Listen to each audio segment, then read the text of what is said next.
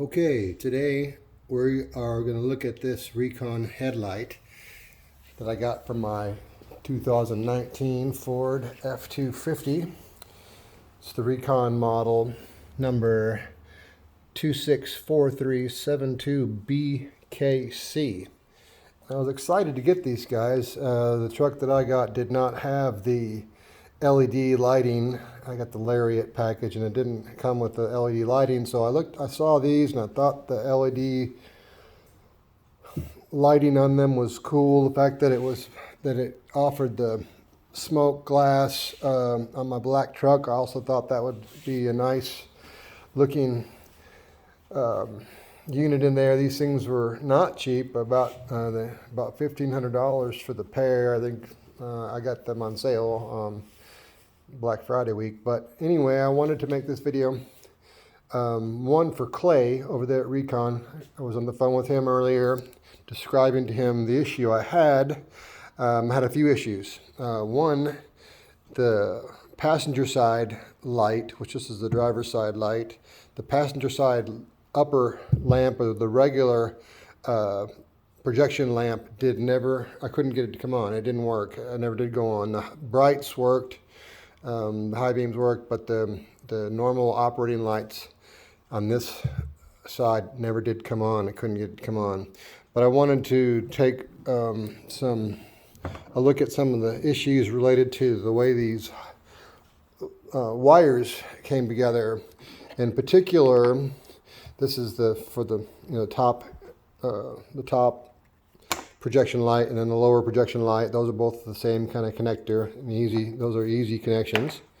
What is not easy is this guy here, and it came when the light came. It was this had a piece of tape, a piece of paper sticky over this hole in this little socket or receptacle here, or I guess that's the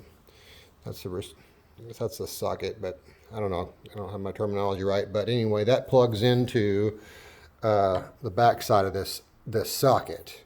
And a couple problems. One is that thing can plug in this way or the opposite way. And there is only one right way. If you plug it in wrong, the light does not work right. The LED light comes on when the headlight's supposed to come on, and vice versa. And so it did not work when it was plugged in wrong, and it can go in either way, and it doesn't give you any instruction as to how to plug it in. That is, we can overcome that part. The part that I wanted to bring attention to is let's zoom in a little bit here. That LED board, or excuse me, that circuit board inside there, that white circuit board inside the light housing, is only an inch in from the housing right here, the outside of this housing. And so once you get that plugged in to the back side of this socket, and the wires themselves on this connector being very rigid and stiff with the shrink wrap insulation on the back of these wires, they do not bend or move around very easily inside that light at all. I tried to bend them to get clearance, inside there once this thing is plugged in, and try to twist it into the hole, but it did not work very good at all. I'm going to pause the video and plug it in and show you that.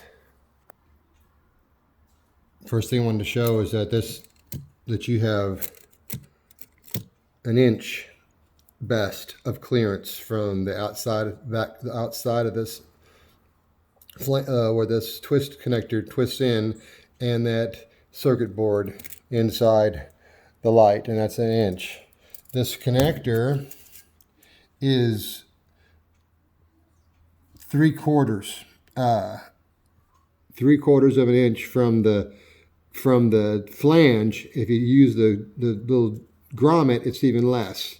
And then once you get the connector in there, once you plug this connector in there, it's about 1.5 inches. So you're squishing these little wires, which you can see are bent up and have been gnarled up, and one has been bent pretty badly forward. You can see there by me trying to get it to twist in there once I had it inserted into the socket and trying to get it into the holes. There's 3 notches on that socket. You can see where that is really eating away there, where the tooth on the socket was just trying to twist in and I couldn't get it. I eventually got it, but it was very, very difficult. These, I even lost a tooth on the socket trying to do it. Yeah, this side right there, get it to focus. That is a missing tooth on that side facing the camera right now. There's supposed to be 3. 1, 2, and another little one there, and it got twisted right off. And that's ate up a little bit there too. Okay, now that I have it plugged in, the socket's plugged into the receptacle there. It slides in the back there. Incidentally, I don't know if it's right or wrong right now in this position because it can go either way. We won't be able to tell until we turn it on and see if the right lights come on or not.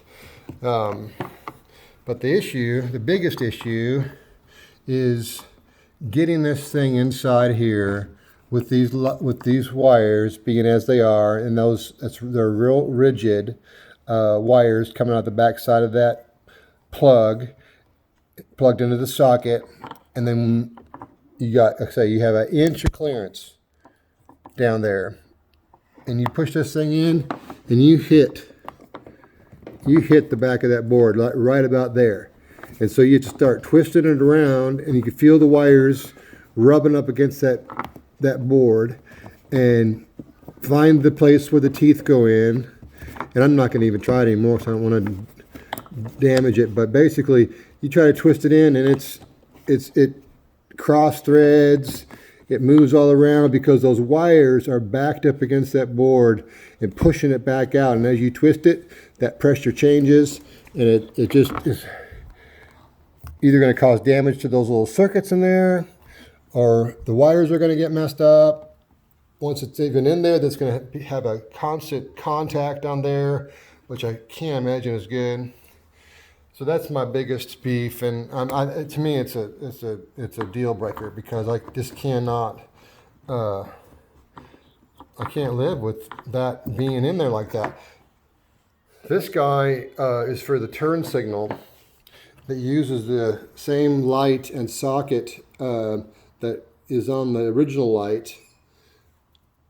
Goes inside this hole, and that's the other problem I had too, because the light the socket and the light bulb is probably 2.5, 3 inches long, goes inside there, and you have a bright light that is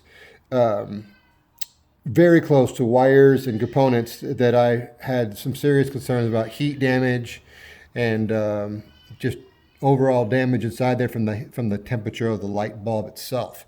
I can't imagine that being a good design. I mean, I really liked the lights. I really liked the way they looked, and I was excited about getting them in my truck. I even had tail lights on the way, but I can't find myself feeling good. This is a scanning turn signal here that looks really cool, but excuse me, it's not easy to get these things in the truck either. You got to take the grill off, and you got to take quite a bit of stuff off the front of the truck. The light, getting the headlights out themselves is, not super easy. You got to be careful not to scratch your truck, and so now it's something I want to do 2 or 3 times just to make sure that they work. Anyway, I'm gonna post this up on YouTube, and hopefully it'll be helpful to somebody else, and I hope Recon makes the updates and the changes they need to, because these are some cool lights otherwise. All right, take care. Bye.